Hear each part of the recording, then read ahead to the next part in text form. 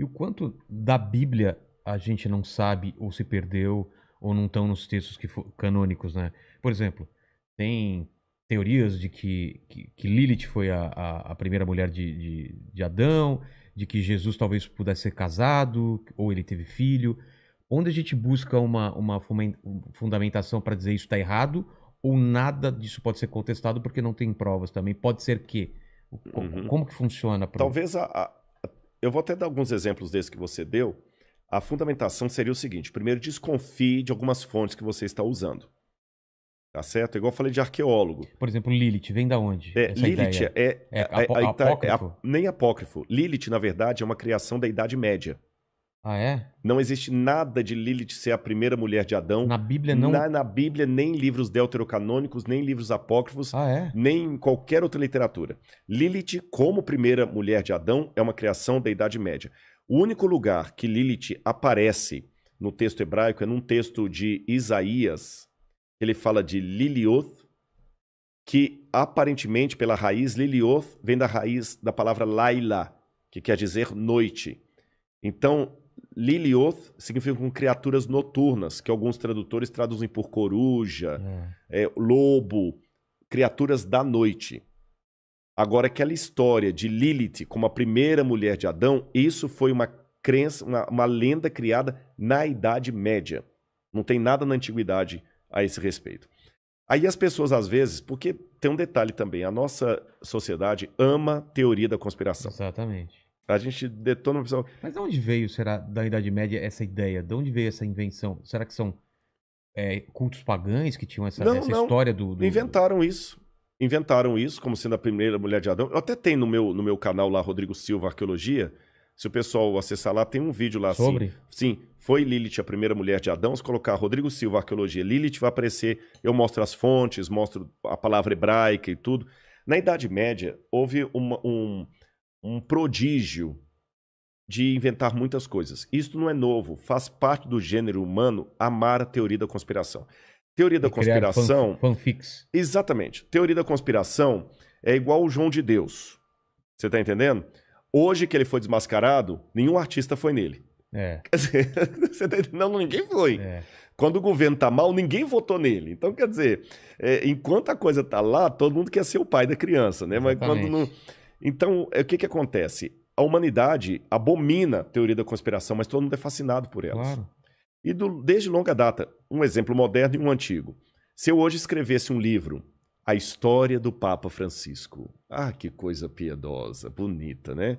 Até trouxesse para você de presente. Que é a história do Papa Francisco. Tá, obrigado, Rodrigo. E talvez uma meia dúzia de carolas iam comprar o meu livro e ler.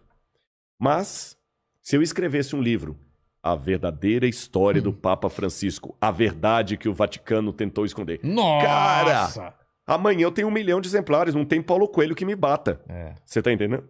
Então as pessoas gostam do sensacionalismo, do segredo, do BO, da treta. O pessoal quer ver treta.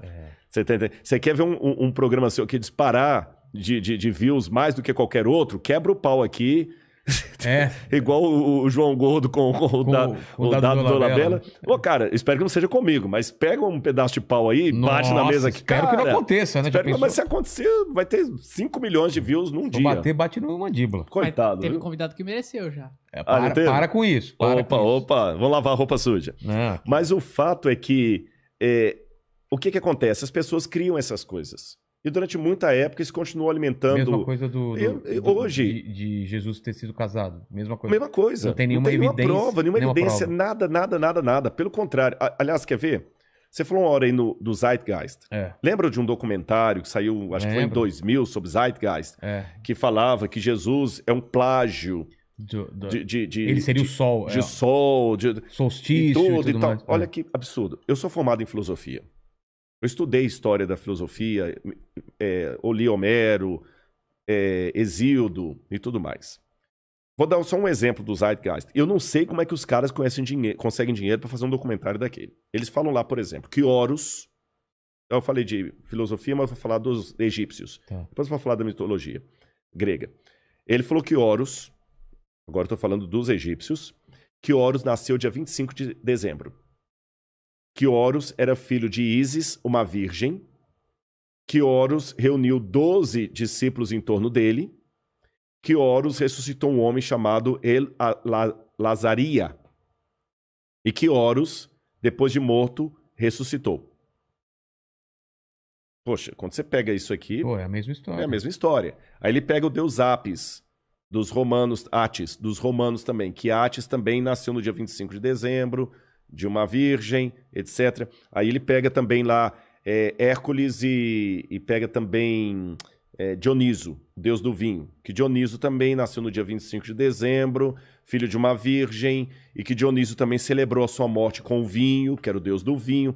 Cara, quando você pega isso aqui, realmente parece que o evangelho foi um plágio. Foi um recorte de um várias recorte. histórias. Aí ele fala, por exemplo, que os 12 apóstolos, assim como as 12 tribos de Israel, eram apenas uma forma de plagiar os 12 signos do zodíaco da Babilônia. É verdade. Tá. Nesse documentário Zeitgeist tem isso. Agora vamos aos fatos. Vou falar como arqueólogo agora, tá bom? Os livros de Êxodo e Gênesis, que fala dos 12 filhos de Jacó e das 12 tribos de Israel, segundo os teólogos conservadores, foram escritos no 15º século a.C.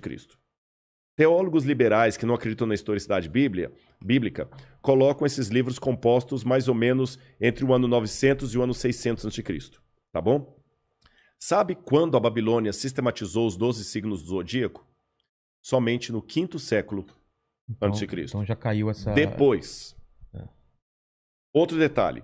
A Bíblia não fala que Jesus nasceu em 25 de dezembro, em lugar nenhum. Quem criou a ideia de Jesus nascendo em 25 de dezembro, se não me engano, foi o Papa Silvestre.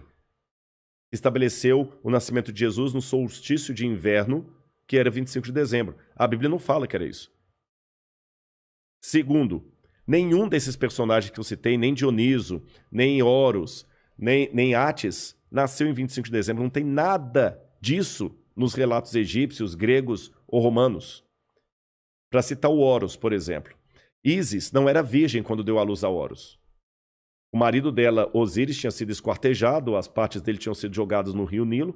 Ela costura todo o marido, dá uma vida ao marido no mundo dos mortos, pega o esperma dele, se autofecunda e nasce Horus. Só isso, não tem nada. Então o pessoal vai fazendo essa coisa toda, conexão e compra e tudo, a Lilith mesmo, é uma coisa medieval, acho, do 15º século. O pessoal parece que lá no passado, aí vem toda aquela teoria da conspiração, não, é porque esse era o livro verdadeiro que a igreja tirou, que a igreja baniu. Veja bem, eu não sou católico, eu não teria nenhuma razão, sou adventista, eu não teria razão nenhuma para fazer aqui uma apologia à igreja católica, mas eu vou fazer academicamente. Se a Igreja Católica, em que pese as mazelas que houve na Idade Média, que ninguém nega, os historiadores estão aí comprovando, em que pese as mazelas eclesiásticas da Idade Média, se a Igreja Católica tivesse mudado o texto da Bíblia como os críticos dizem, tirando livros que poderiam acabar com a doutrina dela, se a Igreja Católica tivesse feito isso, o ramo cristão que estaria mais dentro da Bíblia seria a Igreja Católica.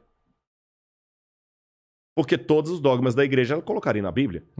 Por exemplo, na Bíblia, seja ela publicada na editora católica ou protestante, em lugar nenhum diz que Maria foi assunta ao céu de carne e osso. É um dogma da igreja. Na Bíblia, em lugar algum, fala da intercessão de Maria por nós diante de Deus. Na Bíblia, não tem nenhuma das orações do Salve a Rainha, do Crê em Deus Pai. Não tem nenhuma dessas orações. Pasmem. A Igreja Católica ensina que o dia de guarda é o domingo, está lá no catecismo, guardar domingos e festas. E na Bíblia é o sábado. Na Bíblia é o sábado. Se a Igreja Católica tivesse realmente essa censura de tirar livros e colocar livros para não atrapalhar a doutrina dela, os 10 mandamentos na Bíblia católica estariam exatamente como estão no catecismo. Então você vê, no catecismo está diferente da Bíblia. No catecismo não fala nada de imagem de escultura, no catecismo fala para guardar domingos e festas, não pecar contra a castidade. Mas na Bíblia, em Êxodo 20, seja em qualquer Bíblia, está lá, não farás imagem de escultura, não terás outros deuses diante de Deus, guarda o sábado. Se a igreja tivesse mudado, os mandamentos teriam sido alterados. Ela teria metido a Ave Maria lá dentro da Bíblia. Que a única parte da Ave Maria que está na Bíblia é quando o anjo vira para Maria e fala assim, salve agraciada. que em latim você diz Ave Maria. Mas o resto da oração da Ave Maria, rogai por nós pecadores, agora e na hora da nossa morte, amém. Essa parte da Ave Maria não está na Bíblia. Então tem um monte de dogmas da Igreja Católica que não estão na Bíblia e nem por isso a Igreja meteu aquilo ali. Pelo contrário, a Igreja Católica nunca se valeu da Bíblia para sustentar a sua doutrina. E quem é católico, que entende da teologia, sabe o que eu estou falando. O firme fundamento da teologia católica é a tradição da Igreja e a autoridade da Igreja. Eles usam a Bíblia também, é claro, mas principalmente a tradição da Igreja. Isso é diferente do protestante. O protestante, ele fala o seguinte, não, eu acredito nisso porque, de acordo com Mateus, capítulo tal, tá desse jeito. O católico não precisa disso, porque o que o Papa fala ex cátedra já é o que a Igreja... É infalível. É infalível. Então, pessoal, aliás, pelo contrário, a Igreja Católica até proibiu a leitura da Bíblia durante muito tempo da Idade Média. Ah, é? Sim, claro, claro. O Papa Urbano mandou queimar muitas Bíblias. Você tem o Sínodo de Toulouse, que proibia os cristãos de terem e lerem a Bíblia. Então, veja bem, a Igreja Católica ela até tirou a Bíblia da mão do povo. Então, essa história que a Igreja colocou o documento... Ah, mas aí tem aquela velha teoria da conspiração que no Concílio de Nicéia, 325 depois de Cristo, que Constantino e a Igreja Católica decidiu que livros fariam parte do cânon e não fariam. Eu tenho certeza absoluta que quem fala essa sandice está repetindo o mantra. Nunca leu as atas do Concílio de Nicéia. Porque se lesse as atas do Concílio de Nicéia, ele ia ver que em nenhuma linha das atas do Concílio de Nicéia se discute o cânon bíblico. O problema do Concílio de Nicéia era o arianismo, não o arianismo de Hitler, não tem nada a ver. Era do bispo Alexandrino Ário, que estava disputando se Jesus era Deus ou uma criatura de Deus. Tá certo? Contra Atanásio. Não tem nada nos laudos do concílio que envolva cânon da Bíblia Sagrada. E muito antes do Concílio de Nicéia, você tem um fragmento do cânon muratoriano, você tem Irineu de Lyon, que é de 188 a.C., depois de Cristo, corrigindo, que falam os livros que eram considerados sagrados ou não. Então, sabe, é essa que é a diferença de se lidar com fontes primárias ou repetir mantras que são ditos na internet e, sabe, atacar. Eu respeito a oposição de quem discorda de mim, mas ele tem que ter fundamentação e ser coerente com o método. Quando eu oriento um trabalho de mestrado ou doutorado, a primeira coisa que eu exijo do aluno é o seguinte: clareza na sua proposta, na problemática que você vai responder e clareza no método. Qual o método que você está seguindo? Qual a sua fundamentação teórica? Isso a Bíblia me ensinou a ser.